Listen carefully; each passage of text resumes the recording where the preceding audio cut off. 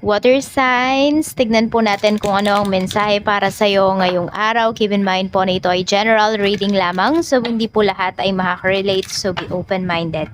Sa mga hindi pa po nakasubscribe dito sa ating channel, please subscribe na po kayo and palike na din po ng ating video. At sa mga nais pong mag-avail ng ating private readings, Lucky Stones and Amulet, makikita nyo po yung link sa description box below. Tarot Intentions by Aliana Rey. So we have Door to Spirit.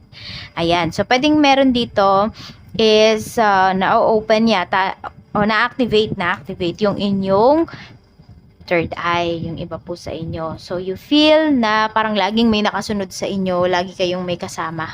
So meron dito pwedeng napaparanoid ngayong araw. Ayan po. And yung iba, ayan po, pwedeng talagang may nagpaparamdam sa inyo. So parang hindi lang kasi to first time. Yung iba po sa inyo, water signs, parang every ganitong day, ganyan, or ganitong month, talagang mas active yung inyong third eye. Yun yung nakikita ko sa inyo dito, yun yung nafe-feel ko. Ayan, tignan natin. We have financial constraints. Tapos, meron tayo ditong storm warning. Ayan, wina-warningan ka pala dito pagdating sa iyong finances. Oo. So, pwedeng, yun nga, yung iba po sa inyo, pwedeng may mga transactions kayo ngayong araw. Tapos, pwedeng napaginipan ninyo kung ano ba yung mangyayari dun sa mga transactions na yun. Could be positive or negative. Pero kasi pinapakita sa inyo dito, huwag kayong maglalabas ng pera ngayong araw. We have the thinking man. Pag-isipan nyo muna po. So, tignan ninyo, ano ba yung, kung sinulat nyo yung panaginip ninyo, ayan po.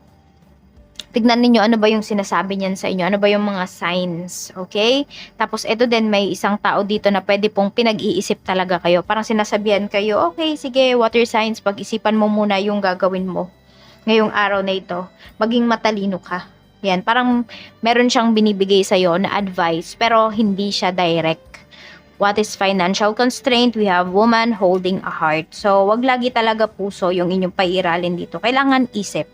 Okay, so sabihin natin, baka may mga nagpapaawa sa'yo dito, water sign. So, dahil alam mo na may pera ka, sige, bigay ka. Hanggang sa ikaw na yung mawalan dito. Diba? At ngayon, yung iba sa inyo, wala kayong malapitan.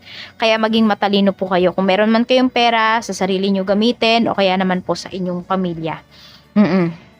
I mean, sa inyong mga anak, kung meron na kayong mga anak. What is storm warning? We have attachment. Okay, tingnan nyo. Ang dami yung nakikitang red flags dito sa isang sitwasyon. Pero kasi iba po sa inyo, medyo meron dito parang narrow-minded na. Parang yun na, dun talaga kayo nakafocus. Wala na makakapagbago ng isipan ninyo. Kahit ang dami ng red flags na nasa paligid ninyo. So, you should learn how to detach.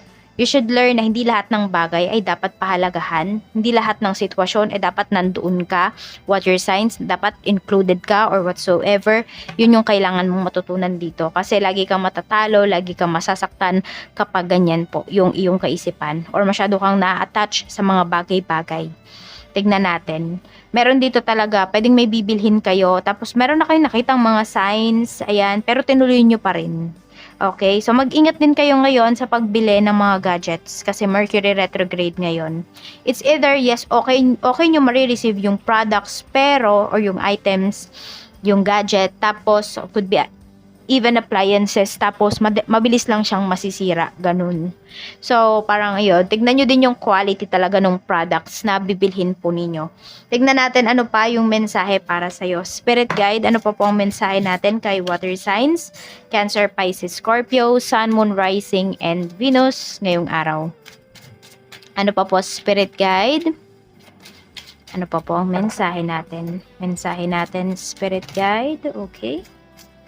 Mensahe natin for water signs. Kuhanin lang natin.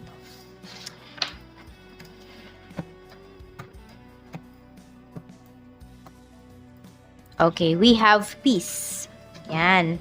So, nakikita mo, hindi ka talaga, hindi ka talaga, meron ditong tao na hindi ka talaga niya ilalaglag. Could be a friend. Yung iba nga po sa inyo, pwedeng yung intuition nyo talaga, hindi naman kayo ipapahamak niyan.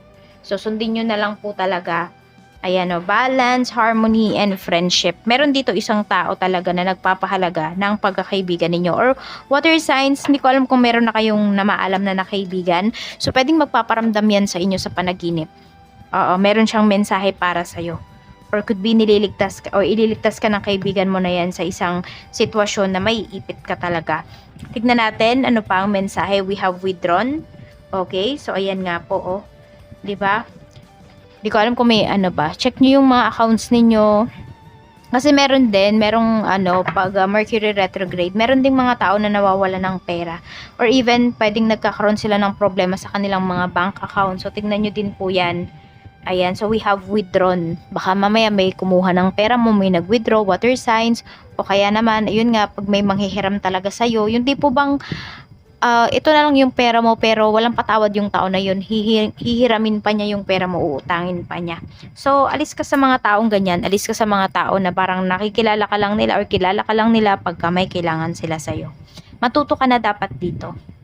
Tignan natin, sa some of you naman, you feel lonely ngayong araw na ito. So, di ba nga sabi, kapag walang pera, malungkot, totoo ba?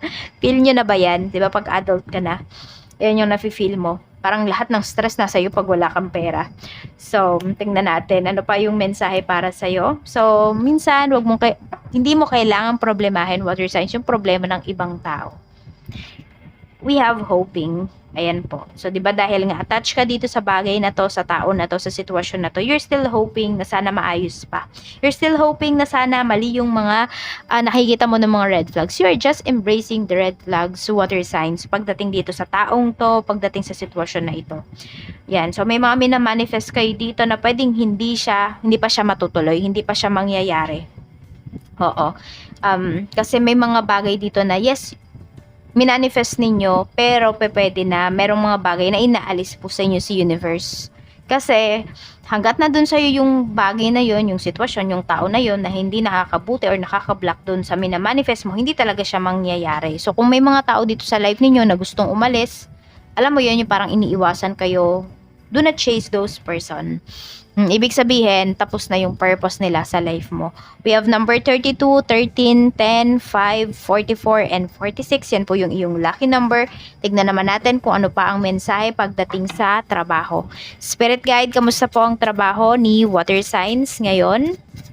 Kamusta po ang trabaho ni water signs? By the way, okay, ingat kayo ha, kasi may mga matitibil ang dila sa paligid ninyo. Merong mga nagpapalipad hangin sa inyo. Kaya kung napapansin ninyo, pwedeng sobrang bigat na mga nararamdaman ninyo, mga nangyayari sa life ninyo, nitong mga nakakaraan, pwede po na may nagka-curse sa inyo. Or may nagpapalipad hangin. Yan. May nag-evil eye ba sa inyo? Ganyan. King of Wands, could be ikaw to, pwedeng boss mo. Meron tayo ditong The Hanged Man, okay. We have 9 of Pentacles. Mukhang meron dito, hindi pa binibigay yung 13th month pay ninyo. Water signs. Ayan po. So, parang walang paggalaw ng baso dito. Parang meron dito sa trabaho ninyo, parang pinapaasa kayo. Ayan o, maganda naman yung sales dito sa trabaho ninyo, pero parang ayaw ibigay. Alam mo yung parang nagdadamot. Yun yung nakikita ko na energy dito. Siguro need nyo talaga i-follow up. Kung ano naman tong need ninyong i-follow up. Meron din dito, sobrang daming ibibigay sa inyo na trabaho ngayong araw. Yung tipong parang hindi na kayo makatayo dyan sa sa kinakaupuan po ninyo. Tingnan natin, pagdating naman sa negosyo, we have temperance. So, sa negosyo, kailangan magtiyaga talaga ngayong araw na ito. We have King of Swords. Meron kayo ditong makakausap na parang ang kulit-kulit niya. Nakasimangot, ganyan. Isang client ito, Knight of Cups. Ayan, pag nakuha mo yung kiliti ng taong to, marami itong bibilhin na produkto. Kaya lang parang medyo papahirapan pa kayo. Pero galante yung tao na po na yan. Galante siya. Tapos yung iba naman sa inyo, hindi ko alam kung meron dito utang ba yung puhunan po ninyo, water signs. Kasi ayan, mukhang may maniningil na sa inyo ngayong araw na ito. Yun yung pinapakita. So parang hindi nyo pa nababawi yung inyong inutang, ganyan, o yung puhunan po ninyo, tapos yun, mababawasan na naman. So, medyo may struggle yung iba sa inyo ngayong araw na ito. Tingnan po natin, pagdating sa pera, we have 3 of Swords. Okay. Mayroon tayo ditong 5 of Swords. May nanaloko sa inyo dito in terms of your finances. Queen of Swords. Pwedeng isang babae. Ayan. So, dito, isang lalaki yung mag-a-advise sa'yo. Dito naman, may isang babae na nang loloko sa'yo. So, i-follow mo talaga yung intuition mo. Okay, yung mga red flags na nakikita mo, do not embrace it kasi ito, Yan po, oh. Pwedeng sobrang lapit sa'yo ng tao na ito. Yung iba po sa inyo, pwedeng asawa ninyo.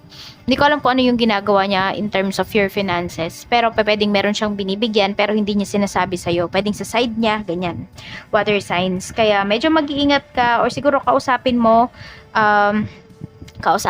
Yun yung kailangan mong gawin dito. Parang pagdating sa'yo, nagtatago siya. Pagdating sa finances, yun yung nakikita ko dito. Pero pagdating sa family niya, all out siya. Yun yung pinapakita kasi. Tignan natin ano pa yung mensahe. Spirit guide.